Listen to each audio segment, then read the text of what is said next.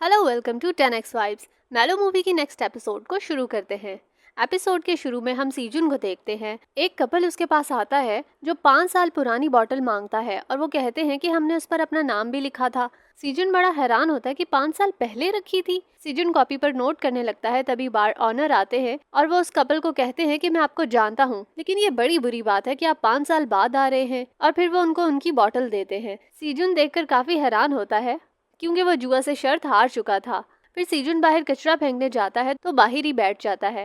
फिर वो जुआ को मैसेज करने का सोचता है, लेकिन उसे समझ नहीं आता कि वो क्या मैसेज करे। वो 2-3 बार मैसेज टाइप करता है और साथ ही डिलीट कर देता है। फिर एंड पर एक मैसेज करता है कि मैंने नया गाना बनाया है।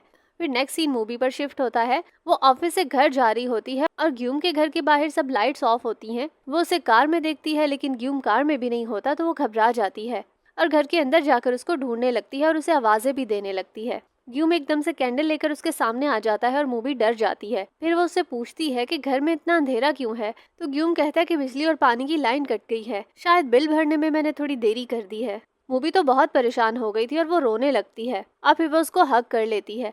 नेक्स्ट सीन में हम सीजुन को देखते हैं। वो घर जा रहा होता है और जुआ उसका इंतजार कर रही होती है। सीजुन पूछता है कि तुम यहाँ क्या कर रही हो, तो जुआ कहती है कि हैरान क्यों हो रहे हो, तुमने ही तो कहा था कि तुमने नया गाना बनाया है, बस वही सुनने आई हूँ। तो सीजुन काफी इमोशनल हो जाता है क्योंकि 5 साल पहले जब वो दोनों रिलेशनशिप में थे तो सीजुन हमेशा सबसे पहले जुआ को अपने म्यूजिक के बारे में बताता था और हर बार उसका म्यूजिक जुआ को बहुत पसंद आता था और वो बहुत खुश होती थी और सीजुन को अप्रिशिएट भी किया करती थी।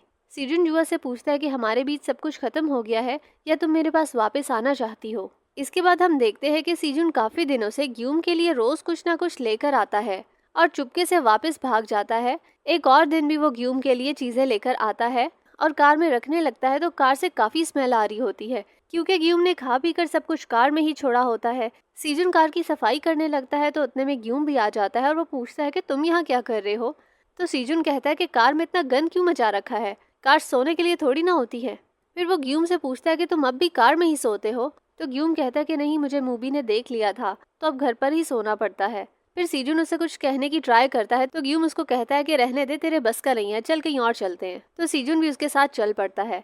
फिर हम दोबारा से वो सीन देखते हैं जहाँ सीजुन और जुआ आमने सामने खड़े होते हैं। वो जुआ से कहता है कि मैंने बहुत कोशिश की छुपाने की, लेकिन मैं नहीं छुपा सकता, मैं अब भी तुमसे उतना ही प्यार करता हूँ जितना 5 साल पहले करता था। फिर वो जुआ से कहता है कि मेरे साथ 3 डेट्स पर चलो और उसके बाद डिसाइड करना कि तुम्हें क्या करना है। फिर नेक्स्ट डे मूवी ऑफिस के लिए जा रही होती है तो ग्यूम उसे पूछता है कि आज भी तुम लेट आओगी, तो मूवी कहती है पता नहीं, प्रोड्यूसर मुझसे मिलना चाहती है, लगता तो नहीं है जल्दी आऊँ। फिर वो जाने लगती है। उसी वक्त मूवी की मॉम भी घर से निकलती हैं और वो दोनों को देख लेती हैं। मॉम कुछ नहीं कहती और वहाँ से चली जाती है।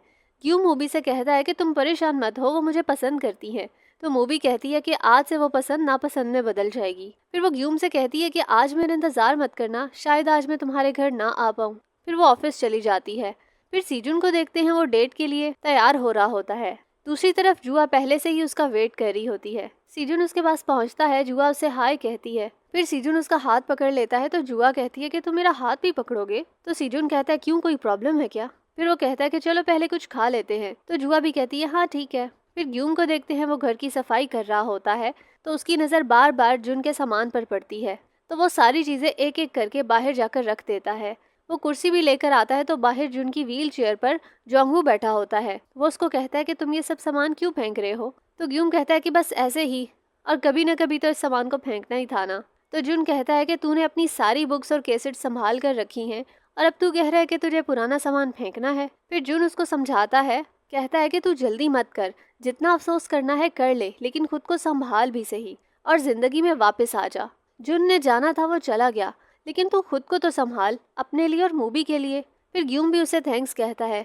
जोंगू खड़ा होता है और उसको हक करने की कोशिश करता है, लेकिन ग्यूम उसके नीचे से निकल के भाग जाता है। फिर जोंगू उसके पीछे भागने लगता है कि मुझे बस एक हक चाहिए। और दूसरी तरफ मूवी ऑफिस में बैठी होती है। उसको बताया जाता है कि अब प्रोड्यूसर्स इस फिल्म को बनाना नहीं चाहते क्योंकि उनका बजट नहीं है।